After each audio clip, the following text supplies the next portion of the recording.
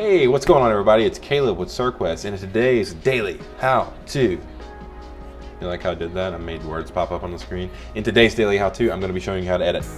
Whenever we hold workshops for nonprofits, a lot of people ask us, what do I do with the video that I shoot? I can shoot video on my phone, no problem, but when I have that video, what do I do with it? We get it. At the office, we like to use something called Final Cut Pro. It's Mac-only software, but we love it. A lot of people like to use Premiere. Also great software. Anyway, fun fact, you have free editing software on your computer. That's right. If you have a Mac, you have iMovie. If you have Windows, you have Windows Movie Maker. Now, I've never used Windows Movie Maker, so don't hold that against me. But has anyone ever held that fact against someone? It's like, you know what, we've been friends forever, but you just don't know how to use Windows Movie Maker, so bye.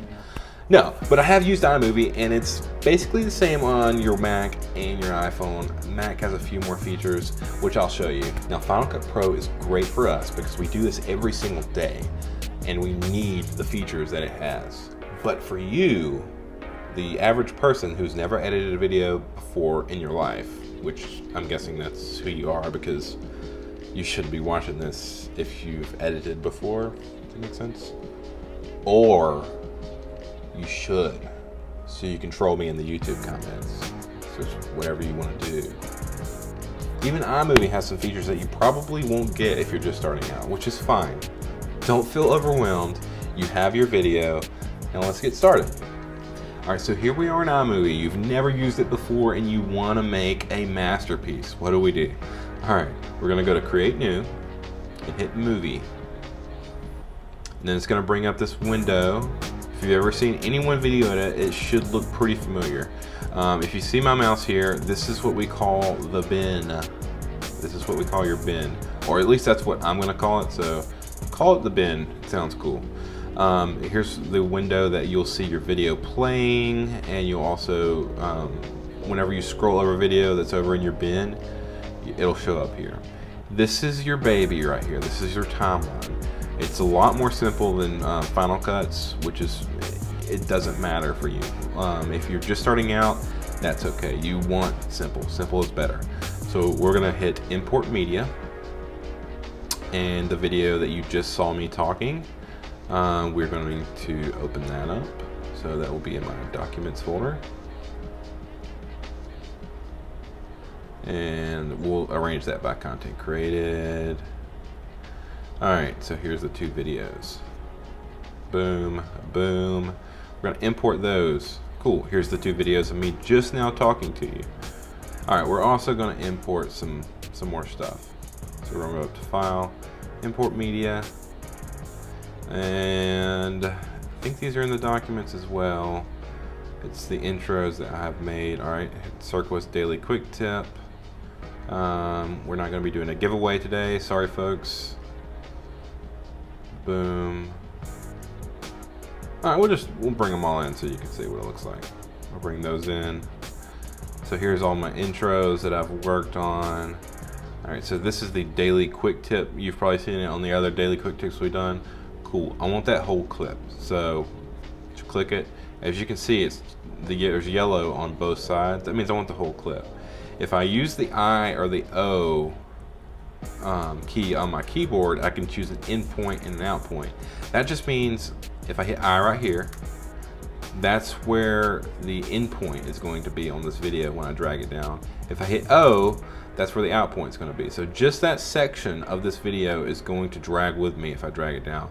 But I'm not going to do that. I want the whole thing. So we're going to select the whole thing, drag it down, no biggie. So let's play it. Cool, looks great.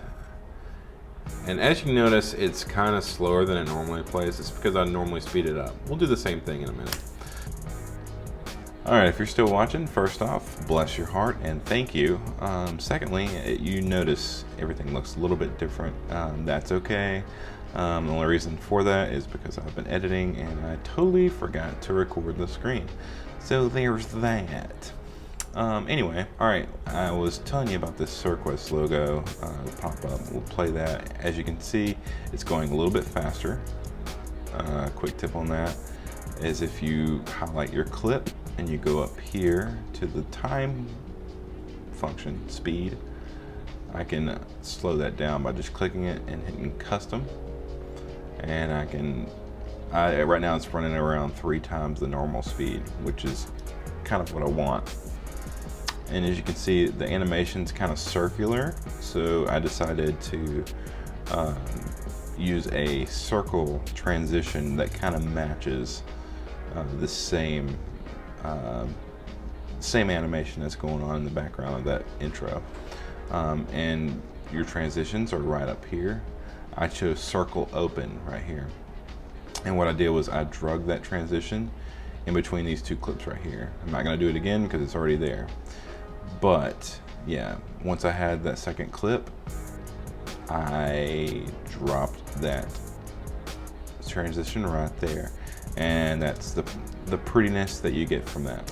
And there's another transition right here. I didn't do any more transitions. One thing I will say when you're doing transitions, don't go too crazy. I mean, you do have a lot of options. You have even more in Final Cut. But if you do transition after transition after transition and do some star wipes, it starts to make your video kind of look tacky.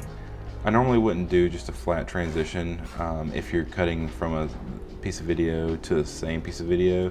That's called a jump cut. As you can see, kind of jumpy, kind of drawing to the eye, but I don't have any what we call B-roll to go over that. Normally when you're doing interviews and you have extra video, you can splice up that interview and avoid jump cuts like this just by placing B-roll over that. B-roll is a term that we like to use, that it's B footage. Your A footage would be your interview and your B footage would be the other stuff that you shoot. So if you shoot a interview regarding a playground, and your B-roll would be kids playing on the playground, and you would cover up that interview with that. But I don't have any B-roll, it's just me talking. Anywho, and what I did here after I did the talkie part is I just did some screen recording. It's very simple to do. It's already on your Mac. You just open up QuickTime Player, you go up to File, New Screen Recording. You can see it's grayed out because I'm actually doing a screen recording. And you could choose your audio source from there and what you want to record. If you just double click the screen, it will record your whole screen. And to stop it, right up here, a little stop button, and that will stop it, and you can save your video and put it in iMovie and make your masterpiece. But another thing you'll notice is this green on the timeline. All that is a song that you have been hearing underneath the video. And I like to recommend a site called artlist.io.